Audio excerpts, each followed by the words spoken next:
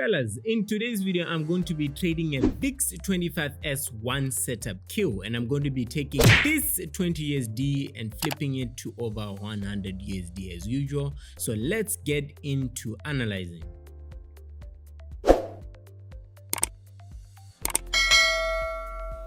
Okay, so let me just start off by going to the history. Yes, there is the 20 USD that was deposited, and then we move on to the charts. Now we start off on the weekly. I want you guys to pay close attention to this setup because it's a bit different, but yeah, we start by noticing our BOS right there, and then price continued to move up and gave us our final break of structure before it wasn't a bullish movement, gave us a change of character. Now it's sort of reversing back down, and now it gave us a liquidity grab, and the reason is because if you you can tell there's an imbalance right there. So after that, after price filled the imbalance, it did not quite feel it. It hit the breaker block, and then right now it's reacting off of the breaker block. So I wouldn't say it filled the efficiency or the imbalance, but then it might later. So right now, assuming that price has to shoot up or continue moving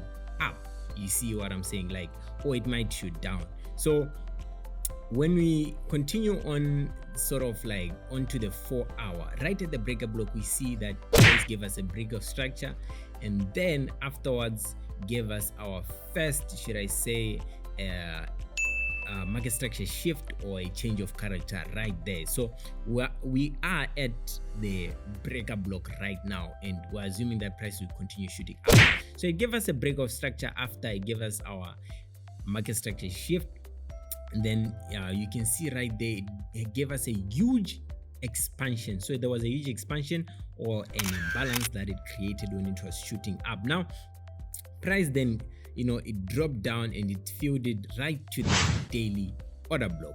Now it can shoot up or it can shoot down there. So the reason why I'm saying it can shoot up or it can shoot down is I want you sort of to see the sell. Right now I'm going to sort of make you see the sell in the buy. Now there is our daily bearish order block, and then price has been tumbling down since. So you can tell right now, if I zoom on to the 4 hour chart, gave us a change of character right there, and then it went up into the range, gave us a nice stop hunt, and then it of course did it inside the 4 hour order block. Now it continued to drop down. I won't focus too much in that there. It continued to give us a nice clean break of structure, and that's when it filled our imbalance or that expansion it created. Now here it might continue shooting up or down, remember. So it went back to hit the daily bearish order block, and right now it's been dancing between of course it respected the rejection block of that daily order block. So right now it's been dancing between the daily bullish order block and that daily order block. Now what are we going to do right now? So this sell is sort of like, you can see there's a BOS right there, and then after price broke structure, it returned back. Now it might continue shooting down. That's another bias, should I say. So right now it went back, yes, it gave us a wipe right there within the range, and then it continued to drop down to give us another wipe. So right now it's not sure if it should break structure down below and then continue moving down or shoot up. That's why I'm saying it can be a sell or a buy. So it returned back to raid that high, fill the imbalance or the fair value gap, and then drop down.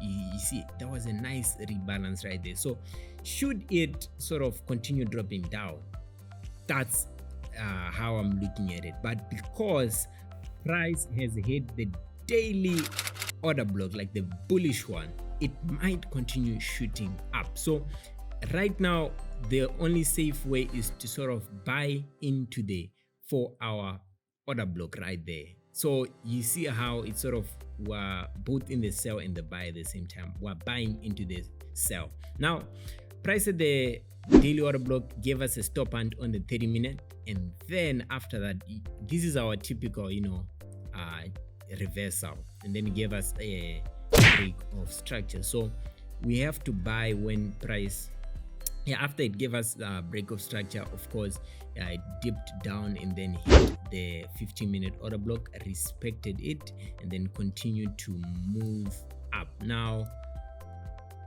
I think this is too obvious. I don't even have to explain it. Continued going up, gave us a break of structure, and then if I zoom on to the 5 minute, there's a client who said I no longer enter on the smaller time frame like the 5 minute or 1 minute time frame.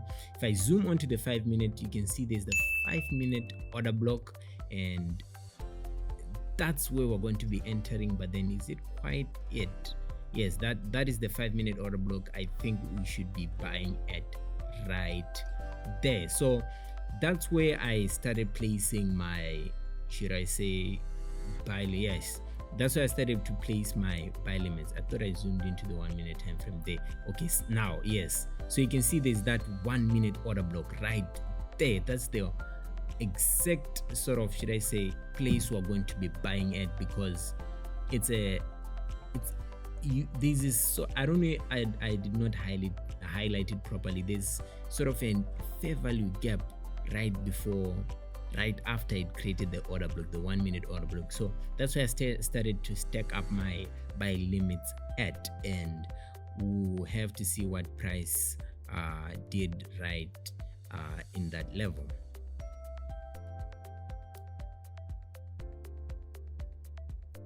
Okay, so afterwards, look at that nice clean buy. That's a nice entry, and you can tell did not spend time there.